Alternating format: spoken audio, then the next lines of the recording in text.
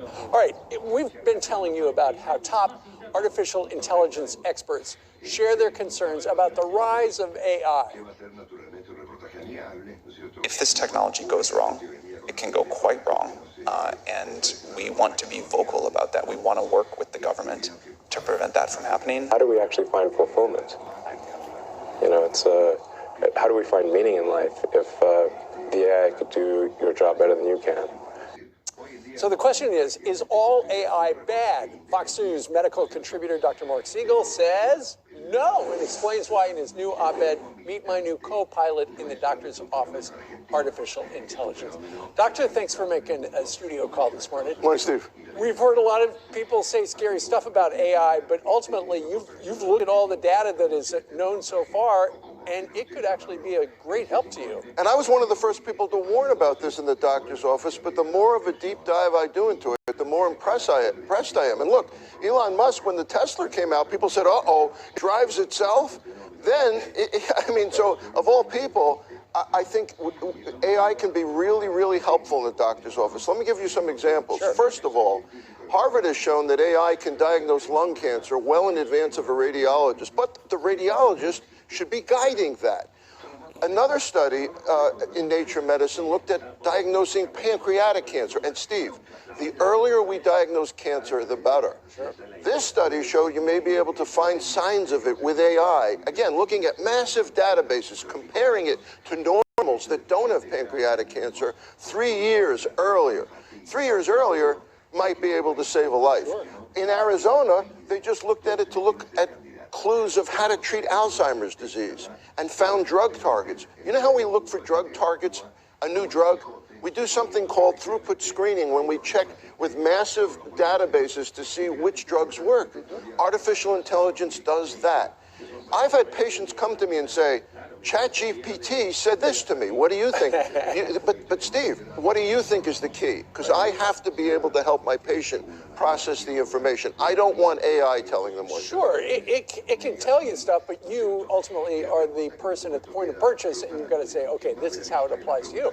I was reading in the New York Post about 2 or 3 weeks ago, Doctor, about how researchers, I believe up at the University of Toronto, used AI to come up with a treatment for a kind of liver cancer in 30 days. That's unbelievable. And that's the key. The key is, can we use AI to help us with treatments? Can we use AI to give us diagnoses we weren't thinking of? You were saying, as one of the best chefs I know, by the way, what if I don't have mushroom soup here? What do I use instead? AI can say that. You know, what if I don't have an MRI available? What is a CAT scan good enough? AI can help me with that. AI can help across the board for personalized solutions. The danger is if it's used in a way that creates liability for a hospital. What if AI is wrong? You know, the World Health Organization is warning, let's not use AI so quickly that we end up with wrong information.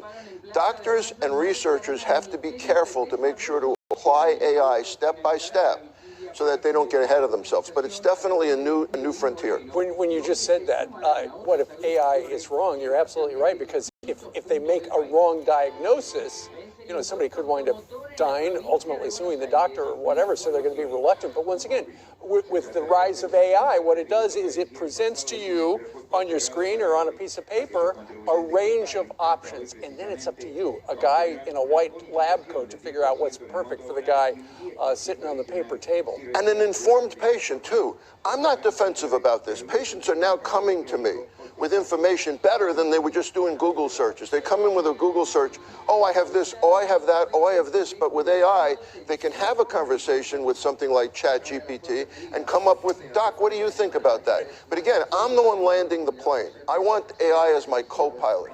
It helps me. It's a tool for me. It cannot replace me. You know, you brought up another great point. You got to read his op-ed at foxnews.com about this being your co-pilot. And that is, so many people, they've got a couple of symptoms. They go to Dr. Google. Next thing you know, they're going to die in 2 weeks. And it's hard to talk them out of it. It's Yeah. hard to reassure them, because part of my role is to reassure people. So I definitely don't want that. And again, Google has a new AI called Bard. I think from what I'm reading, ChatGPT is more flexible, provides more information. I'm not defensive about the information my patients give me, but I don't want them to, you just said it, I don't want them coming in convinced they have something that they probably don't. The other thing I don't want, one last point on this, I don't want to have to fight with insurance companies to get approvals for things I want my patients to have and hear a computer voice on the other end saying, you can't have that.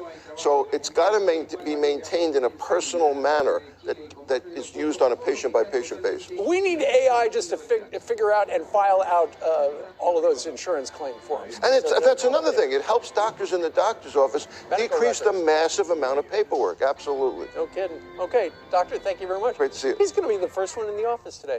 And I'm ready to use my AI. I bet you are. Thanks. Good to see you. Thank you.